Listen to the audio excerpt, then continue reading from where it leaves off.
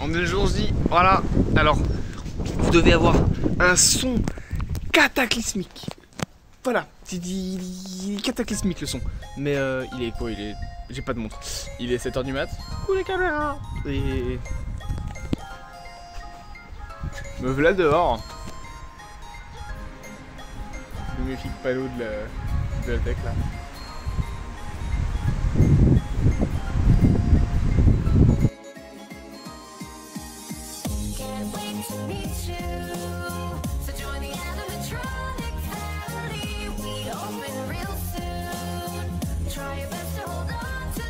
Loïc, monte à ta tronche aux abonnés. Bonjour. Bonjour Loïc. Dis bonjour.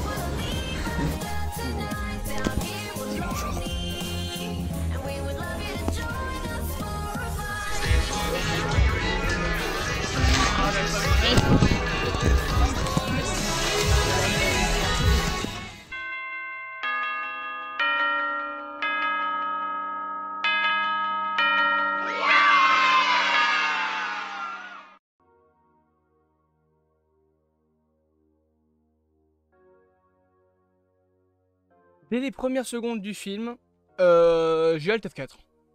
J'ai fait un Alt F4 dans la réalité. À la fin du film, ma réaction c'était un truc du genre gars. Ah, j'emmerde les critiques. 29% pour le film, je lui donne un 9 sur 10. Voilà. Salut à tous amoureux et des cinémas, nous sommes enfin présents pour parler bien évidemment de Five Nights at Freddy's, pour faire la critique du film Five Nights at Freddy's. Bien évidemment il y aura un live ce soir pour parler plus en détail du film parce que je vais pas faire une vidéo d'une demi-heure non plus. Mais ça y est, c'est le jour J, j'ai vu le film FNAF, il est sorti officiellement aujourd'hui en Belgique, je l'ai vu, il était 10h45. Là je viens de rentrer chez moi. Bon, on est sur une masterclass, hein. Les critiques, je ne comprends pas les critiques, il n'y en a aucune qui est pas à côté de la plaque. Vraiment, tout ce que vous pouvez voir de négatif sur le film est faux. Voilà, il n'y a rien qui va. Ils se sont fait payer des dizaines de milliers de dollars pour cracher sur Universal.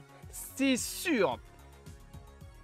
Five Nights at Freddy's, le film, est un banger de A à Z. Il n'y a pas un seul moment du film que je n'ai pas aimé.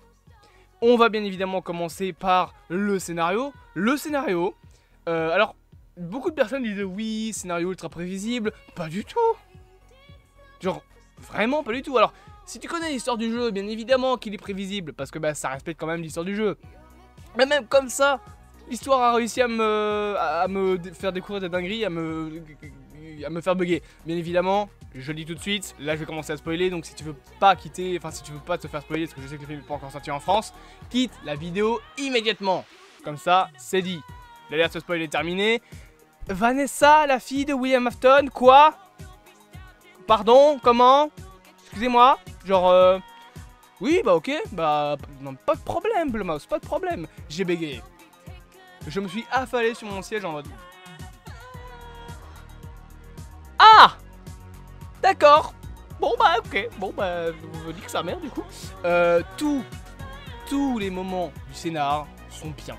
Il y a tout un côté avec les rêves en mode Dr Sleep que j'aurais vraiment pas imaginé et franchement ça fonctionne très bien. C'est une très bonne manière d'expliquer un petit peu les âmes des enfants parce que dans les jeux globalement c'est parti un peu en couille au point qu'aujourd'hui la véritable raison c'est que les animatroniques sont faits dans un métal bien précis qui s'appelle le Remnant, qui a un métal qui a la possibilité, enfin qui a la capacité de contenir des âmes.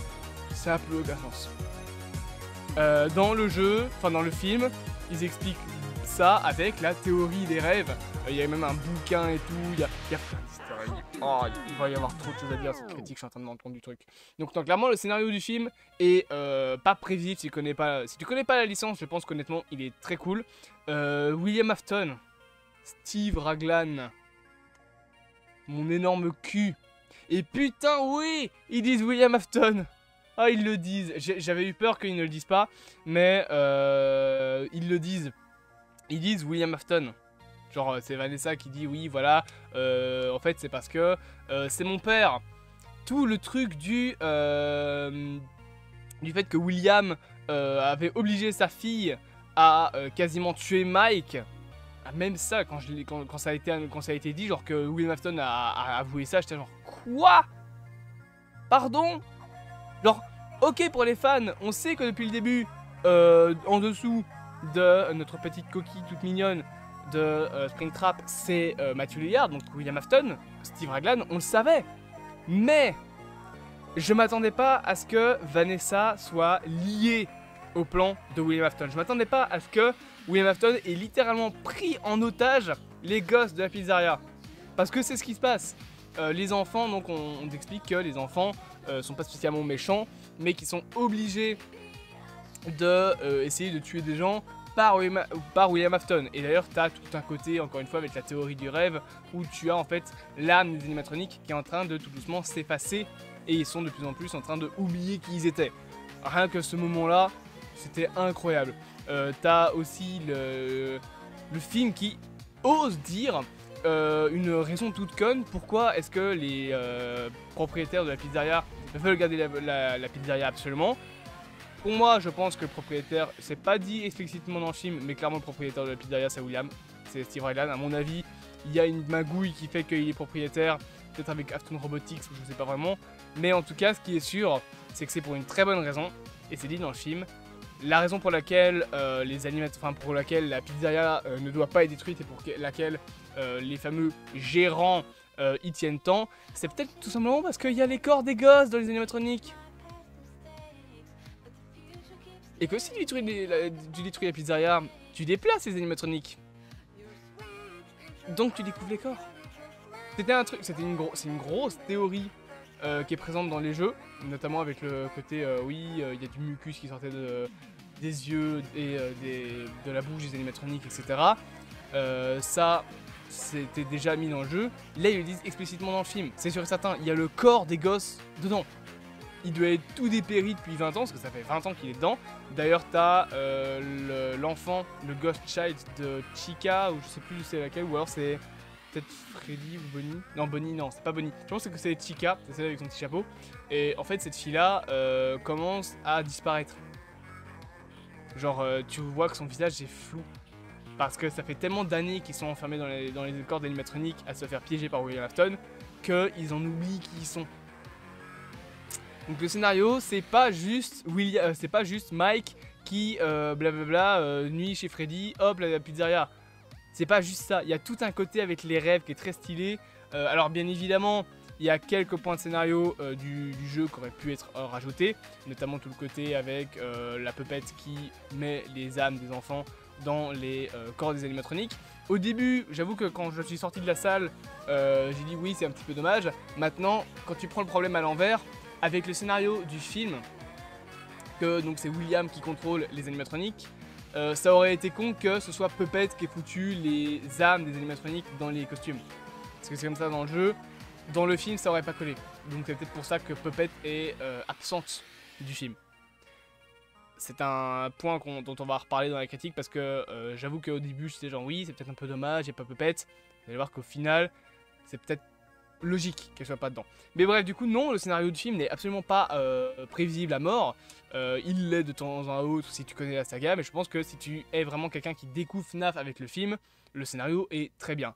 Il rush peut-être un petit peu sur la fin, notamment avec les 2 dernières nuits, parce que oui, il y a bien 5 nuits, je pense. Mais notamment la nuit avec William Afton, ça rush peut-être un petit peu, mais sinon, allez, tu rajoutes 20 minutes de film, en vrai, et ça aurait été parfait quoi. Le scénario aurait été très cool. Donc voilà, scénaristiquement, c'est incroyable. J'ai adoré. Théorie des rêves, tout ça, c'était trop bien. Le casse, la tante qui est une connasse et qui se prend une déroutée de la part de Golden Freddy. Donc chez pour sa grande gueule. Tout ce côté avec Mike qui risque de perdre la garde de Abby, etc. C'est vraiment un scénario assez complet avec plusieurs petits embranchements. On a le traumatisme de Mike qui est vraiment bien exploité. On a le côté enquête qui est aussi un petit peu bien exploité. T'as alors un moment qui est lunaire avec les animatroniques qui dansent avec Abby. C'est pas ça que je voulais mettre, c'était plutôt ça. Donc avec les animatroniques qui dansent, qui chantent, etc. C'était un moment assez marrant, j'avoue, que genre, tu t'attends pas à ce que les animatroniques soient gentils, parce qu'il y a tout un moment du film où les animatroniques sont mignons, sont gentils. Avec Abby, avec Vanessa, avec Mike, jusqu'au moment donc où William décide de venir. Donc c'est quelque chose assez cool. Autre point de scénario intéressant, bah, du coup c'est la manière de fonctionner entre William Afton, image à l'appui, et Vanessa.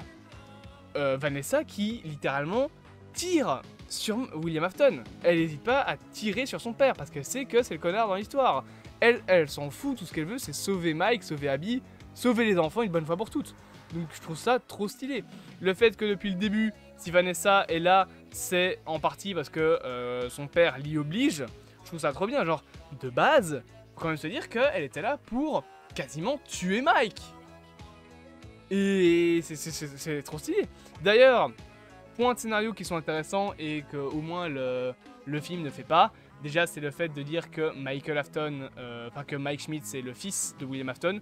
Il y a ce côté, ouais, en fait, tel personnage c'est le fils ou la fille de tel personnage avec Vanessa, mais au moins ça ne crée pas trop d'embranchement. Parce que genre ça aurait été compliqué d'expliquer pourquoi est-ce que William Afton, qui est donc censé être le père de Mike, aurait enlevé Garrett, donc le petit frère de Mike quand il était plus jeune, alors que du coup c'est censé être son fils.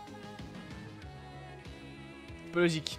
Et surtout, bah, comment est-ce qu'ils ont perdu de vue leur père? Pourquoi est-ce qu'ils ne le reconnaîtraient pas? Donc au moins, on évite beaucoup de problèmes de scénario à dire non, Mike Schmidt, c'est pas un lien avec William Afton, du moins pas un lien de sang. Par contre, un lien qui est marrant à faire avec William Afton, c'est au début du film, quand tu as donc Mike qui se représente parce qu'il a perdu son boulot. Donc son fameux boulot d'agent de sécurité, je suppose dans un supermarché. Et tu as donc William Afton en Steve Raglan entre guillemets qui lit le dossier et qui se rend compte que le mec s'appelle Mike Schmidt. Et il le reconnaît. Il le reconnaît parce que, eh ben, il y a des années, il a tué un petit Garrett Schmidt. Du moins, il l'a enlevé. Il est probablement mort. Enfin, évidemment qu'il est mort. Il s'est fait buter par William Afton par la suite. Mais j'aime bien la manière dont tu vois William Afton qui feuillette, qui fait ah, Mike Schmidt. Ah, je te connais, toi. Et par la suite, justement, il dit tiens, lui, je le connais. Je vais lui dire ah oui, j'ai un boulot pour toi en tant que gardien de nuit dans une pizzeria. Comme ça, je peux te buter. Ça te dit? Allez, let's go, on y va. Donc voilà, ça c'était vraiment pour le côté scénario. Y a rien à redire. Honnêtement, tout est incroyable. On va pas beaucoup parler de la mise en scène parce que honnêtement, la mise en scène est très bien. Genre, Emma Tammy, elle a fait un bon boulot pour tout ce qui est côté flashback. Elle utilise de très belles transitions. Il y a notamment une transition où tu as Mike qui regarde le plafond. Tu vois donc son poster du Nebraska. Et du coup, la caméra zoome vers le poster et on a donc un flou. Enfin, une transition entre la forêt qui est sur le poster et une vraie forêt. Donc je trouve ça trop stylé la manière dont c'est fait.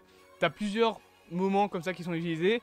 T'as du coup, oui, bel et bien, un effet de mise en scène, comme Emma Tammy avait dit, avec un jeu d'ombre pour cacher certains trucs. Par contre, on va reparler de ça, les morts dans le film. Max. Parce que le personnage de Ryan Rennick, donc le gardien de nuit qui meurt au début du film, ça... Voilà, on s'y attendait tous. Mais, on voit beaucoup plus que ce que je pensais qu'on allait voir. Parce que, donc, quand tu vois, quand il y a plus ou moins vers la fin du film, Mike qui voit les cadavres, il voit la tête de Max, juste sa tête. On voit Carl, le visage complètement déchiqueté. Pareil pour le frère de Max, je sais plus comment il s'appelle, c'est Jeff, qui lui aussi a le visage complètement déchiqueté. Et surtout, putain, Max se fait couper en deux. Genre, le moment où elle meurt, c'est donc le fameux moment où elle se fait attraper dans Freddy. Moi, je me suis dit, bah, à la limite, on va la voir se faire, hop, morceau de 83, quoi. Juste sa tête qui croque et tu vois son corps qui pend. Elle se fait couper en deux. Slack, tu vois ses jambes qui tombent. Pouf. Ah ouais? D'accord, bon bah y a pas de problème. Honnêtement, je pense qu'on a vu beaucoup plus que ce que je pensais qu'on allait voir dans le film. Et d'ailleurs, pour parler de gore, oui, il y a la scène de Springlock. Et elle est jouissive. Elle est incroyable. Déjà, petit point, en VF ils disent bien des Springlock et pas des ressorts ou coquesses. L'explication des Springlock c'est comme dans le jeu, donc c'est pour écarter l'animatronique, enfin pour écarter les pièces de l'animatronique pour qu'un employé puisse se mettre dedans.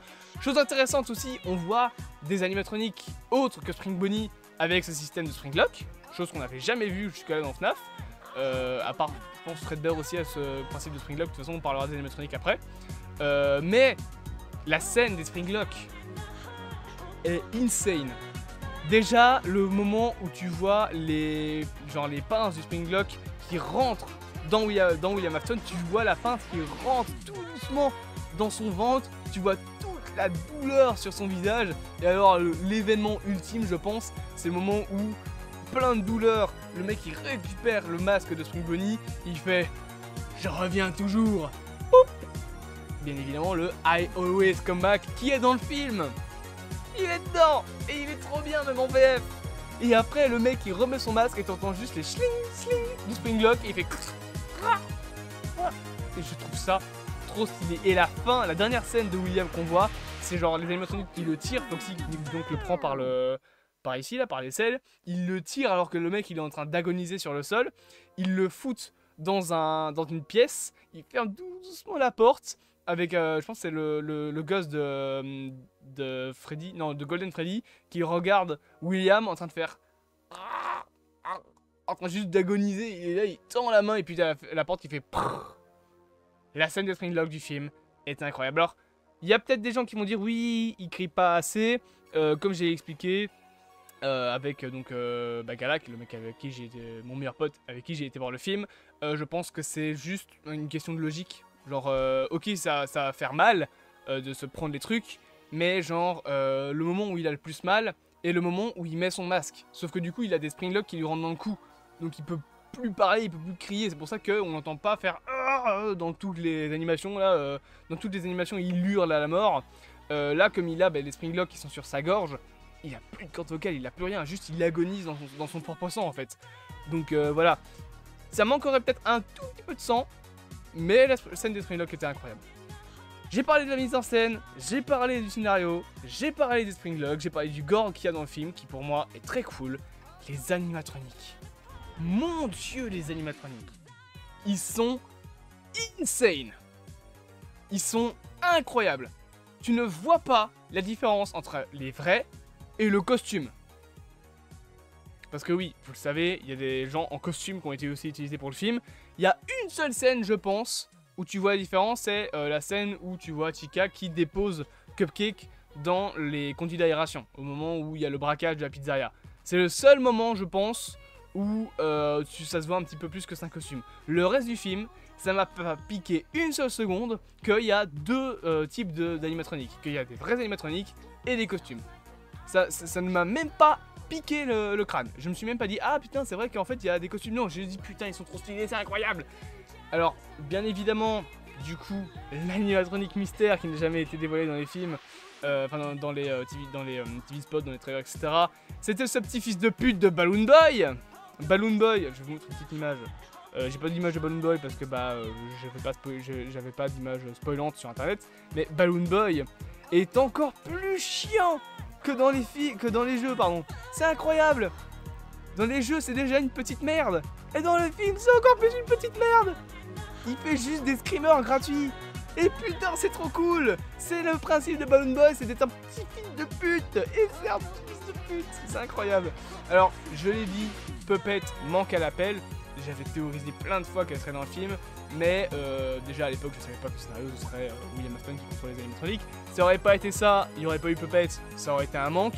Mais là, comme je l'ai dit, comme il y a ce truc dans le scénario de ouais, c'est William qui contrôle les enfants, qui les manipule grâce aux animatroniques, et qui du coup les contrôle, bah oui, c'est normal que ce soit pas comme dans les jeux, Puppet qui ait pris les âmes des enfants et qui les ait mis dans les animatroniques.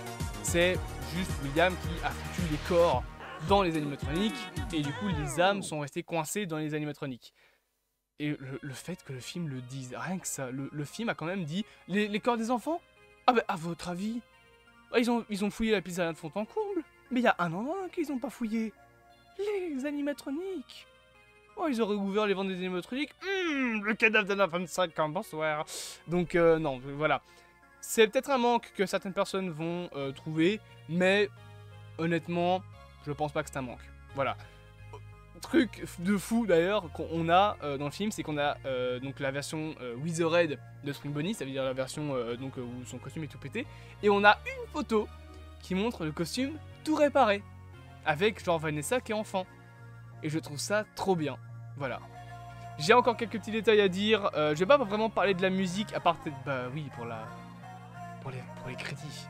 Bien évidemment, la première musique des crédits intéressante, c'est Final Fantasy Release de The Living Tombstone. Bien évidemment. Et la deuxième musique intéressante, c'est la toute fin. Puisque dans la toute fin du film, si vous restez vraiment jusqu'à la toute fin, déjà il y a un truc dont on parlera dans une vidéo dédiée, mais surtout, il y a la music box des papettes. Et ça, voilà, c'est tout. Il y a quelque chose à dire encore après la musique. L'ambiance du film, honnêtement, la pizzeria est trop bien faite. L'ambiance sonore est incroyable. L'ambiance couleur, la pizzeria, même le jour, enfin les scènes dans la journée, tout est vraiment très cool, c'est très coloré, c'est très beau, pardon, pas très bio. La pizzeria est incroyable. D'ailleurs, ça me fait dire qu'il va falloir sérieusement que je refasse celle que j'ai fait dans Minecraft, parce qu'elle n'a rien à voir. D'ailleurs, rien à voir. Je vais la refaire de A à Z. Peut-être qu'on la fera en live, on verra bien. Alors ce sera probablement en live sur Twitch, donc n'hésitez pas à me suivre. Merde, non, les réseaux ils sont là. Donc voilà. Écoutez, ça fait déjà une vidéo de 20 minutes. Je pense que j'ai dit tout ce que j'avais à dire. Putain, oui, la scène où les animatroniques sont gentils. Non, mais cette séquence est lunaire, quoi. Le comportement des animatroniques dans le film, c'est une masterclass. Voilà. La vidéo fait déjà 20 minutes. J'ai dit tout ce que j'avais à dire en globalité. Pour conclure, je donne la note au film de 9 sur 10. Pourquoi 9 ? Parce que c'est vrai que ça manque peut-être d'un petit côté horrifique. Après, film PG-13, ça n'aide pas forcément. Et ouais, il manque un petit peu de... allez, je dirais une bonne vingtaine de minutes, histoire d'allonger le passage avec William Afton. Mais sinon, les gars, c'est tout. Le film, il est quasi parfait. Ouais, Final Fantasy, le film est une putain de réussite. Et il n'y a rien à dire. Et je le défendrai corps et âme s'il le faut. Merci à tous d'avoir suivi cet arc FNAF sur la chaîne, qui n'est bien évidemment pas fini, mais qui arrive ici à son Avengers Endgame. Ça y est, on est post-sortie du film. Il y a eu 26 vidéos pré-sorties. Ça y est, aujourd'hui, on est après la sortie du film FNAF. Je vous dis à plus à mon temps du cinéma. Passez une bonne journée. Et écoutez, on se dit à bientôt pour de prochaines aventures. Et merci à tous de m'avoir suivi. Abonnez-vous, partagez, likez, commentez. Et à bientôt pour plus de FNAF, plus de Marvel, plus de Zaylock, plus d'aventures.